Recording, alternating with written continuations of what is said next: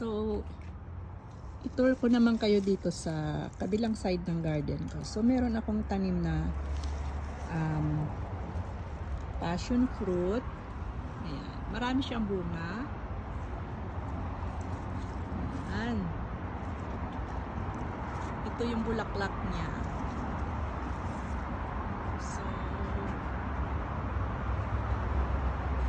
marami siyang bunga. Ayan.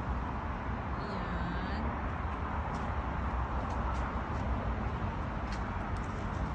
Ayan.